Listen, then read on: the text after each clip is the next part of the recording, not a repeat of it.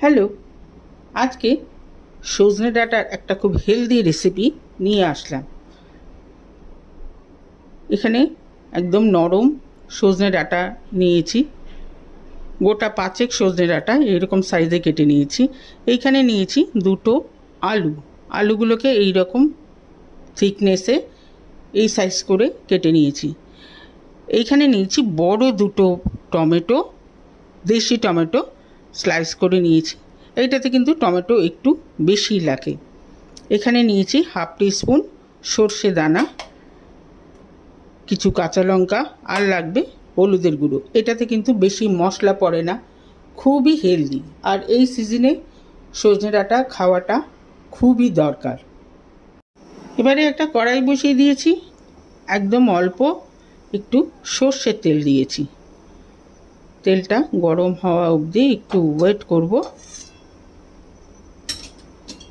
তেলটা গরম হয়ে গেছে, এটার মধ্যে এই সর্ষে ফোড়ন দিয়ে দেব।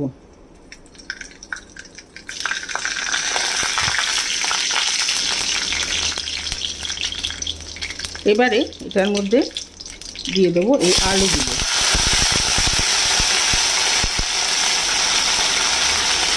সাথে দিয়ে দেবো সজনের ডাঁটা আর টমেটো।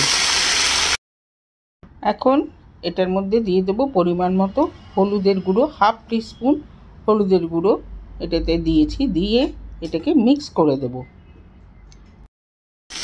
এটাতে পরিমাণ মতো সল্ট।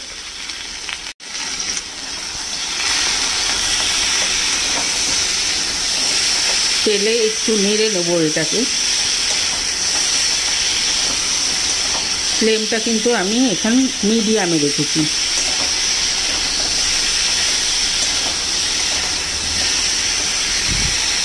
মিনিট 2 নাড়াচাড়া করে এবারে দিয়ে দেবো এটাতে জল। 4 কাপ মতো জল এটাতে দিয়ে দিলাম। এটাতে জলটা বেশি লাগে কারণ ঝোল ঝোল হয়। এইটাকে এরকমভাবে এবারে ফ্লেমটা হাই করে আমি ঢাকা দিয়ে দেব। মিনিট 10 হয়ে গেছে।